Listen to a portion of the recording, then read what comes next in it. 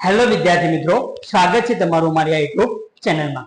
આજે આપણે આ વિડીયોમાં ભણવાના છીએ ધોરણ 7 વિષય વિજ્ઞાન, જેમાં પાઠ 1 વનસ્પતિમાં પોષણ, જેનું સ્વાધ્યાયનું સોલ્યુશન આપણે આ વિડીયોમાં જોવાના છીએ। તો પહેલો પ્રશ્ન 1, સજીવોને ખોરાક લેવાની જરૂર શા માટે હોય છે?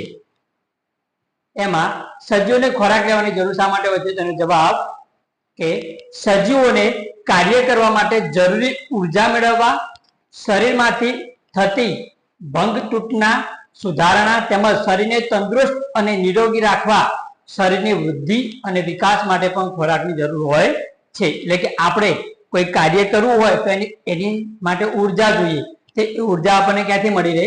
ખોરાકમાંથી। અને આપણા શરીરમાં કોઈ જગ્યાએ વાગ્યું હોય અથવા આપણું શરીરનું કોઈ અંગ ભાગી ગયું હોય તો એના સુધારણા માટે અને આપણા શરીરની તંદુરસ્તી માટે ખોરાક લેવાની જરૂર છે। પ્રશ્ન 2, પરોપજીવી અને મૃતોપજીવીનો તફાવત આપો। પરોપજીવી અને મૃતોપજીવીનો તફાવત આપો। તો પરોપજીવી તો તે પોતાનું પોષણ બીજી કોઈ વનસ્પતિ પાસેથી લે છે। બીજો મુદ્દો, તે બીજી વનસ્પતિએ બનાવેલા ખોરાકનું શોષણ કરી પોષણ મેળવે છે। ત્રીજો મુદ્દો, તે પોષણ માટે બીજી વનસ્પતિ કે પ્રાણી પર આધાર રાખે છે। જોઈશું હવે મૃતોપજીવી। એમાં પહેલો મુદ્દો, તે મૃત પામેલ અને સડતા પદાર્થમાંથી પોષણ મેળવે છે। બીજો મુદ્દો, તે સડતા પદાર્થો પર પાચક રસનું સ્ત્રાવવાળી દ્રાવણ બનાવી તેમાંથી પોષણ મેળવે છે। ત્રીજો મુદ્દો, તે પોષણ માટે નિર્જીવ પદાર્થ પર આધાર રાખે છે। જોઈશું હવે પ્રશ્ન 3, પર્ણમાં સ્ટાર્ચની હાજરી કેવી રીતે ચકાસવું? પર્ણ એટલે કે પાંદડું, પાંદડામાં સ્ટાર્ચની હાજરી છે એ તમે કેવી રીતે તપાસશો? તો કોઈ એક છોડને 72 કલાક માટે સૂર્યપ્રકાશમાં રાખો। કોઈ છોડ હોય એને શું કરવાનું? 72 કલાક માટે સૂર્યપ્રકાશમાં રાખવાનું। આ છોડનું એક પર્ણ લો એટલે કે પાંદડું લેવાનું। આ પર્ણને કોઈ પાણી ભરેલ પાત્રમાં 5-6 મિનિટ માટે ઉકાળો। કોઈ પાણી ભરેલું પાત્ર હોય એમાં 5-6 મિનિટ સુધી શું કરવાનું? ઉકાળવાનું। ત્યારબાદ તે પર્ણને બહાર કાઢી આલ્કોહોલ વડે બરાબર ધોવો। આલ્કોહોલ એટલે કે દારૂ પીએ આપણે એના વડે બરાબર ધોવાનું અને એ પર્ણનો લીલો રંગ દૂર કરો। એ પર્ણનો લીલો રંગ શું કરવાનો? દૂર। ત્યારબાદ તે પર્ણ પર 2-3 ટીપા આવડી એટલે કે મીઠાનું દ્રાવણ નાખી તેના રંગનું નિરીક્ષણ કરો। પર્ણનો રંગ ભૂરો કાળો થશે, જે પર્ણમાં રહેલ સ્ટાર્ચની હાજરીનું સૂચન કરે છે। જો પર્ણનો રંગ ભૂરો અથવા કાળો થાય તો સમજી લેવાનું કે પર્ણમાં સ્ટાર્ચની હાજરી છે। તો પર્ણમાં સ્ટાર્ચની હાજરી તપાસવા શું કરવું પડે? આયોડીનનું દ્રાવણ। શેનો ઉપયોગ કરવો પડે? આયોડીનના દ્રાવણ। આગળ જોઈશું હવે ચોથું, લીલી વનસ્પતિમાં ખોરાક બનાવવાની ક્રિયાનું ટૂંકમાં વર્ણન કરો કે વનસ્પતિ ખોરાક કેવી રીતે બનાવે છે। તો લીલી વનસ્પતિના પર્ણમાં હરિતદ્રવ્ય નામનું રંજક દ્રવ્ય આવેલું હોય છે। જે વનસ્પતિમાં હરિતદ્રવ્ય હોય તે જ વનસ્પતિ પોતાનો ખોરાક જાતે બનાવી શકે। આ હરિતદ્રવ્ય એટલે કે ક્લોરોફિલ પર્ણને સૂર્ય ઉર્જાનું શોષણ કરવામાં મદદ કરે। જે હરિતદ્રવ્ય એ શું કરે? સૂર્ય ઉર્જાનું શોષણ કરવામાં મદદ કરે છે। આ શોષણ પામેલ ઉર્જા પર્ણમાં કાર્બન ડાયોક્સાઇડ અને પાણીમાંથી ખોરાક બનાવવામાં વપરાય છે। જે આપણે ઉર્જા શોષી એ ઉર્જા શું કરશે? પર્ણમાં કાર્બન ડાયોક્સાઇડ અને પાણીમાંથી ખોરાક બનાવવામાં વપરાય છે। આમ લીલી વનસ્પતિ હરિતદ્રવ્ય અને સૂર્યપ્રકાશની હાજરીમાં કાર્બન ડાયોક્સાઇડ અને પાણીની મદદથી પોતાનો ખોરાક જાતે બનાવે છે। લીલી વનસ્પતિ જે રહી એ પોતાનો ખોરાક જાતે બનાવે। શેનો ઉપયોગ કરી? હરિતદ્રવ્ય, સૂર્યપ્રકાશ અને કાર્બન ડાયોક્સાઇડ અને પાણી, આનો ઉપયોગ કરી પોતાનો ખોરાક જાતે બનાવે છે। જેમાં વનસ્પતિ કાર્બોદિત પદાર્થનો ખોરાક તરીકે ઉપયોગ કરે છે અને ઓક્સિજન વાયુ વાતાવરણમાં મુક્ત કરે છે। જે પ્રક્રિયાને આપણે પ્રકાશ સંશ્લેષણની પ્રક્રિયા કહીએ છીએ।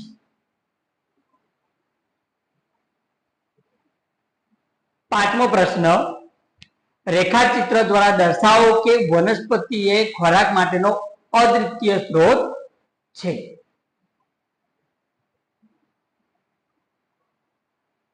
આપણે શું કરવાનું છે? રેખાચિત્ર દોરવાનું છે, જે તમારે જાતે દોરવાનું છે. જોઈશું હવે પ્રશ્ન 6, ખાલી જગ્યા પૂરો. પહેલી ખાલી જગ્યા, લીલી વનસ્પતિ ખાલી જગ્યા કહેવાય છે કારણ કે તેઓ પોતાનો ખોરાક જાતે બનાવે છે. તો લીલી વનસ્પતિ સ્વાવલંબી કહેવાય, કેમ કે પોતાનો ખોરાક જાતે બનાવે છે. જોઈશું હવે બીજી ખાલી જગ્યા, વનસ્પતિ દ્વારા બનાવેલ ખોરાક ખાલી જગ્યા સ્વરૂપે સંગ્રહ પામે છે. તો વનસ્પતિ જે ખોરાક બનાવે એ સ્ટાર્ચ સ્વરૂપે, કયા સ્વરૂપે સંગ્રહ પામે? સ્ટાર્ચ સ્વરૂપે સંગ્રહ પામે છે. ત્રીજો પ્રશ્ન, ત્રીજી ખાલી જગ્યા, પ્રકાશ સંશ્લેષણમાં સૂર્ય ઉર્જા ખાલી જગ્યા નામના રંજક દ્રવ્ય દ્વારા શોષણ પામે છે. તો પ્રકાશ સંશ્લેષણમાં સૂર્ય ઉર્જા જે રહી એ હરિત દ્રવ્ય નામના રંજક દ્રવ્ય દ્વારા શોષણ પામે છે. ચોથી ખાલી જગ્યા, પ્રકાશ સંશ્લેષણ દરમિયાન વનસ્પતિ ખાલી જગ્યા વાયુ લે છે અને ખાલી જગ્યા વાયુ મુક્ત કરે છે. તો એમાં જવાબ આવશે કાર્બન ડાયોક્સાઇડ વાયુ લે છે અને ઓક્સિજન વાયુ મુક્ત કરે છે. શું હવે પ્રશ્ન 7, નીચેના નામ આપો. એમાં પહેલું, પીળી પાતળી દોરી જેવો પ્રકાંડ ધરાવતી પરોપજીવી વનસ્પતિ. તો એમાં જવાબ આવશે અમરવેલ. અમરવેલ કેવી હોય? પીળી પાતળી દોરી જેવું પ્રકાંડ ધરાવતી પરોપજીવી વનસ્પતિ. પરોપજીવી એટલે કે જે બીજા કોઈ વનસ્પતિ અથવા પ્રાણી પર પોતાના ખોરાકનો આધાર આપતું હોય એને પરોપજીવી કહેવાય.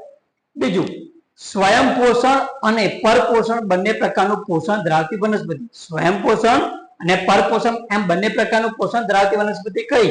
તો એ આવશે કળશપર્ણ. કઈ આવશે? કળશપર્ણ. ત્રીજો પ્રશ્ન, પર્ણમાં વાત વિનિમય જે છિદ્રો દ્વારા થાય છે તે, તો એને કહેવાય પર્ણરંધ્ર.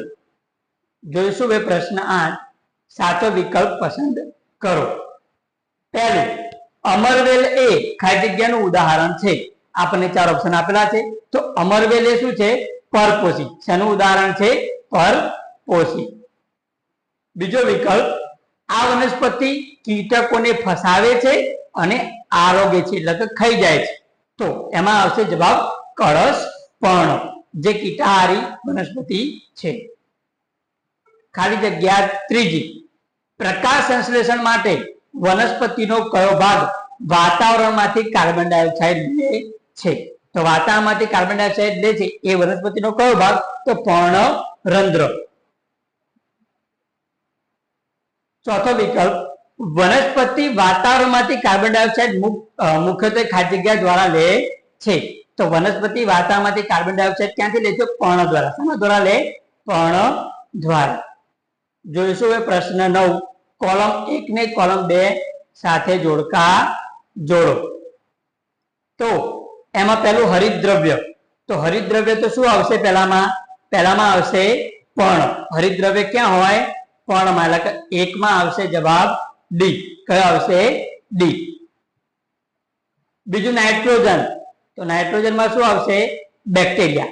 જે નાઇટ્રોજન એ વનસ્પતિ સીધો લઈ શકતી નથી, એટલે કે રાઇઝોબિયમ બેક્ટેરિયા દ્વારા વનસ્પતિમાં શોષણ પામે છે નાઇટ્રોજન. તો બીજામાં આવશે એ. હવે ત્રીજું જોઈશું અમરવેલ. તો અમરવેલમાં જવાબ આવશે પરોપજીવી. શું આવશે જવાબ? પરોપજીવી, એટલે કે ઈ આવશે. ત્રીજામાં જવાબ કયો આવશે? ઈ. પ્રાણીઓ. ચોથું પ્રાણીઓ. તો પ્રાણીઓમાં શું આવશે? પરપોષી. પ્રાણીઓ કેવા હોય? પરપોષી, એટલે કે જવાબ આવશે બી. પાંચમું કીટકો. તો કીટકોમાં જવાબ આવશે સી, કળશપર્ણ. જોઈશું હવે પ્રશ્ન 10, સાચા વિધાન માટે ટી એટલે કે ટ્રુ અને ખોટા વિધાન માટે એફ એટલે કે ફોલ્સ ની નિશાની કરો. પહેલું, પ્રકાશ સંશ્લેષણ દરમિયાન કાર્બન ડાયોક્સાઇડ મુક્ત થાય છે. તો શું આવશે? ખોટું. કેમ કે વનસ્પતિને પ્રકાશ સંશ્લેષણ પ્રક્રિયામાં કાર્બન ડાયોક્સાઇડ તો જોઈએ, મુક્ત શું થાય? ઓક્સિજન, એટલે કે ખોટું આવશે. બીજું, જે વનસ્પતિઓ પોતાનો ખોરાક જાતે બનાવે છે તેને મૃતોપજીવી કહે છે. ખોટું. મૃતોપજીવી કહેવાય નહીં. જે વનસ્પતિ પોતાનો ખોરાક જાતે બનાવે એને કહેવાય સ્વયંપોષી. ત્રીજું, પ્રોટીન એ પ્રકાશ સંશ્લેષણની પેદાશ નથી. તો સાચી વાત છે. ચોથું ખરું ખોટું, પ્રકાશ સંશ્લેષણ દરમિયાન સૂર્ય ઉર્જા એ રાસાયણિક ઉર્જામાં રૂપાંતરિત થાય છે. તો જવાબ આવશે સાચી વાત છે. આપણે સ્વાધ્યાયનું સંપૂર્ણ સોલ્યુશન જોયું. જો તમને આ વિડીયો ગમ્યો હોય તો વિડીયોને લાઈક કરો, મારી આ ચેનલને સબસ્ક્રાઇબ કરો અને આ વિડીયો તમારા મિત્રોને શેર કરો, જેથી આ વિડીયોને એમને પણ લાભ મળે. થેન્ક્સ.